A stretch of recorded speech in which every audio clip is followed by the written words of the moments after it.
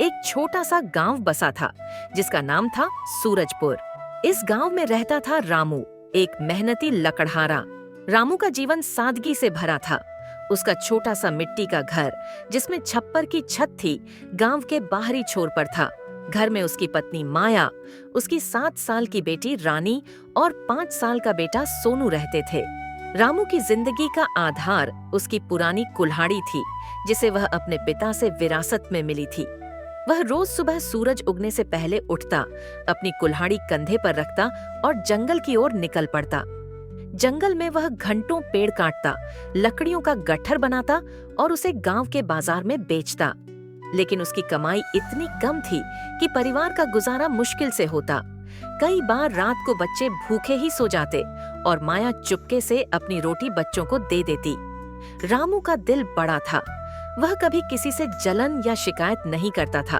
उसे विश्वास था कि मेहनत और अच्छे कर्म एक दिन उसकी जिंदगी बदल देंगे।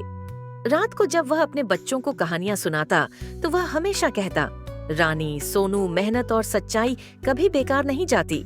भगवान सब देखता है। बच्चे उसकी बातें सुनकर मुस्कुराते और माया चुपके से अपने आंसुओं को छिपा लेती। रामू का एक और सपना था। वह चाहता था कि उसके बच्चे पढ़ लिखकर गांव से बाहर निकलें और एक बेहतर जिंदगी जिएं। लेकिन स्कूल की फीस और किताबों का खर्चा उसके लिए एक दूर का सपना था। फिर भी वह हार नहीं मानता था। वह कहता, जंगल मेरा दोस्त है, यह मुझे कभी खाली हाथ नहीं लौटाता। एक गर्मियों की दोपहर जब सूरज आसमान में आग बरसा रहा था, रामू जंगल में एक बरगद के पेड़ के नीचे सुस्ता रहा था। उसका शरीर पसीने से तर था और वह अपनी रोटी का आखिरी टुकड़ा खाने ही वाला था कि उसकी नजर एक छोटे से बंदर पर पड़ी। वह बंदर पेड़ की डाल पर उछल कूद कर रहा था। उसकी छोटी छोटी आंखों में शरारत थी, लेकिन साथ ही एक अजीब सी मासूमियत भी। रामू ने मुस्कुराकर अपनी रोटी का टुकड़ा बंदर की ओर फेंका। बंदर ने हवा में उछलकर रोटी पकड़ी और बड़े मजे से खाने लगा। खाने के बाद वह पेड़ से उतरा और रामू के पास आकर बैठ गया। रामू ने हंसते हुए कहा, क्या बात है छोटे मियाँ, मेरे साथ दोस्ती करनी है?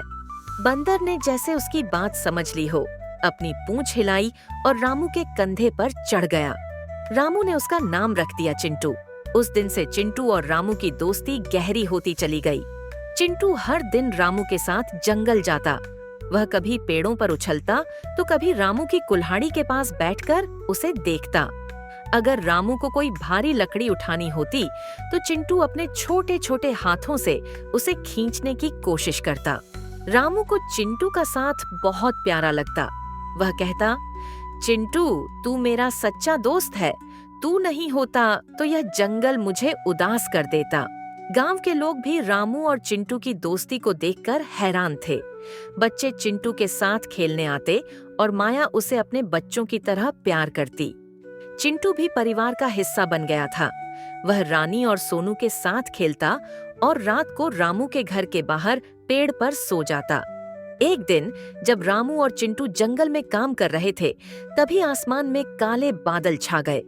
तेज हवाएं चलने लगीं और बारिश की बूंदें गिरने लगीं। रामू ने जल्दी से एक बड़े से पीपल के पेड़ के नीचे शरण ली। वहां उसने देखा कि एक बूढ़ा साधु पहले से ही बैठा है। साधु की लंबी सफेद दाढ़ी थी और उसका चेहरा शांति से चमक रहा था। उसके पास एक पुराना झोला था जिसमें से कुछ जड़ी बूटियां और एक लकड़ी की माला दिख रही थी। रामू ने साधु को प्रणाम किया और अपनी थैली से एक रोटी निकालकर उन्हें दी। साधु ने मुस्कुराकर रोटी ली और कहा, तुम्हारा दिल सोने जैसा है। इस जंगल में लोग अपने लिए जीते हैं, लेकिन तुम दूसरों का ख्याल रखते हो।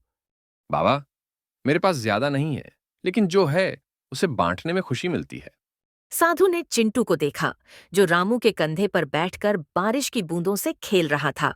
साधु ने गहरी नजरों से चिंटू को देखा और कहा, यह बंदर कोई साधारण जीव नहीं है। ये तुम्हारा सच्चा साथी है और ये तुम्हारी तकदीर को बदलने में मदद करेगा। याद रखना, जब सबसे मुश्किल घड़ी आएगी, तब तुम्हारी ईमानदारी की परीक्षा होगी। रामू को साधु की बातें रहस्यमयी लगीं, लेकिन उसने कुछ नहीं कहा। साधु ने अपने झोले से एक छोटा सा ताबीज निकाला और रामू को देते इसे हमेशा अपने गले में पहनना।